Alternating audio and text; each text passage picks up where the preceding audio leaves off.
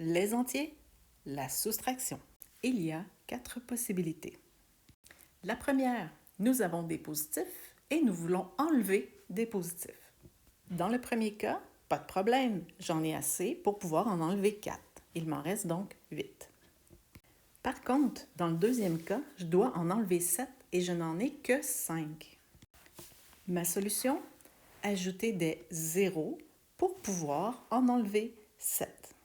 Je peux donc maintenant enlever 7 positifs et il me restera 2 négatifs. La deuxième, nous avons des négatifs et nous voulons enlever des négatifs. Pour le premier cas, pas de problème, j'ai 10 négatifs et je veux enlever 4 négatifs. Donc, il me reste 6 négatifs. Par contre, pour le deuxième cas, j'ai 3 négatifs et je veux en enlever 8. Je vais donc ajouter des zéros jusqu'à temps que je puisse enlever mes 8 négatifs. Il me reste alors 5 positifs. La troisième possibilité, nous avons des positifs et nous voulons enlever des négatifs. Nous n'avons que des positifs, on ne peut pas enlever des négatifs. Donc, nous allons ajouter des zéros jusqu'à temps qu'on puisse enlever nos 3 négatifs. Il nous reste donc 10 positifs. La dernière possibilité, nous avons des négatifs et nous voulons enlever des positifs. Donc, encore une fois, nous devrons ajouter des zéros si on veut pouvoir enlever des positifs. Il me reste donc 13 négatifs. En résumé, si les deux nombres que je veux soustraire sont de même signe, 2 cas possibles. J'ai assez pour pouvoir en enlever. J'avais des positifs, j'en ai enlevé un peu, il me reste des positifs. Ou j'avais des négatifs, j'en ai enlevé un peu, il me reste quelques négatifs. Si j'en avais pas assez pour pouvoir en enlever, j'ai donc ajouté des zéros. Dans un cas, il me reste des négatifs, et dans l'autre, ce qu'il me restait, c'était des positifs.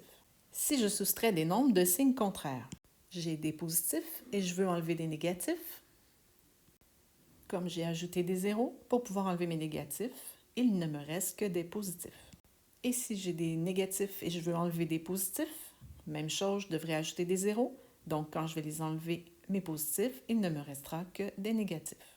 Encore plus simple, la soustraction, c'est comme additionner l'opposé.